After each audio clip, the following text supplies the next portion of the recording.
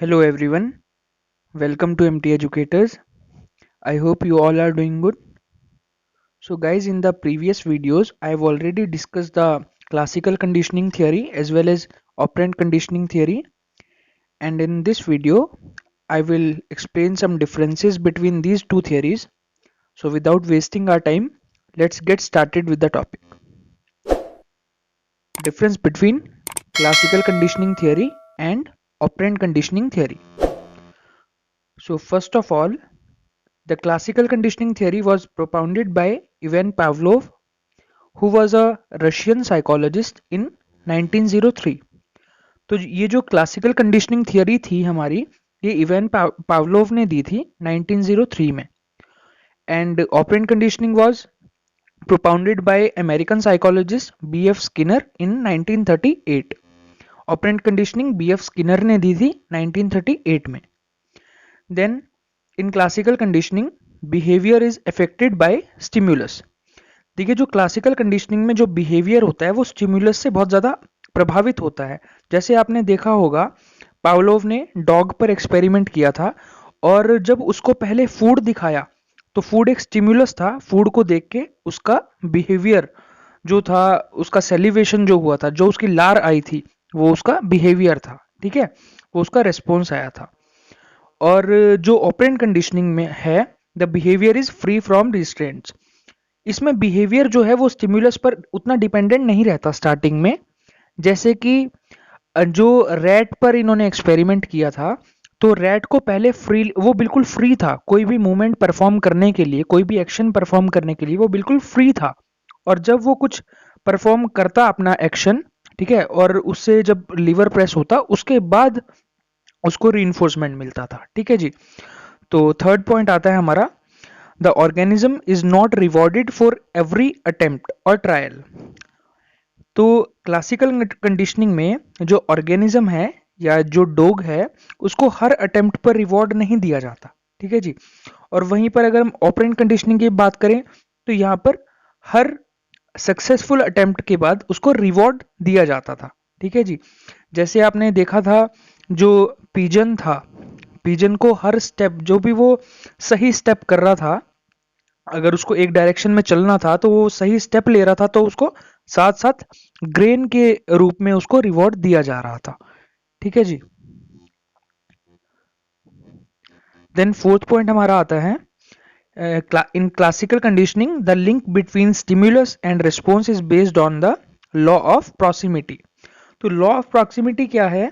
ये बेसिकली इस लॉ में कुछ ऐसा है कि अगर कोई चीज़ या कोई पर्सन हमारे पास में है तो हम उसके साथ ज़्यादा इजीली कनेक्ट हो पाएंगे, उसके साथ हम इंटरपर्सनल रिलेशन ज़्यादा अच्छे से डेवलप कर पाएंगे.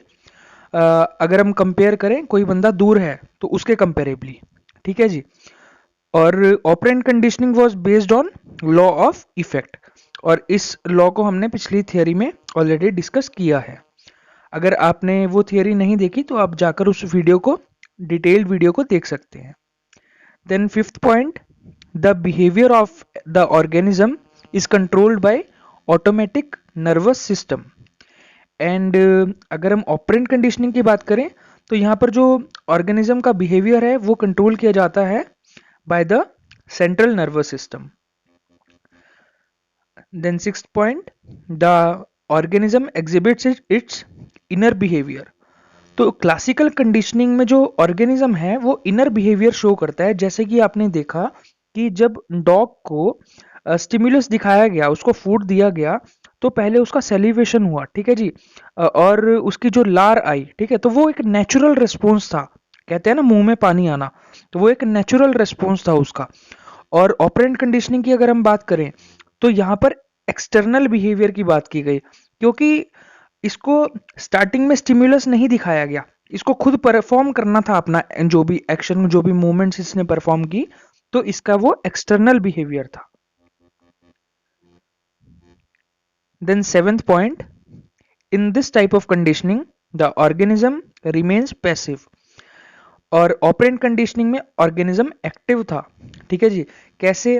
देखो, क्लासिकल कंडीशनिंग में उस डॉग को कुछ नहीं करना पड़ा, उसके सामने खाना आ गया. ठीक है जी. और खाना आने के बाद, मतलब कि पहले उसको स्टिम्युलस दिया गया, ठीक है, और उसके बाद उसने रिस्पॉन्स दिया।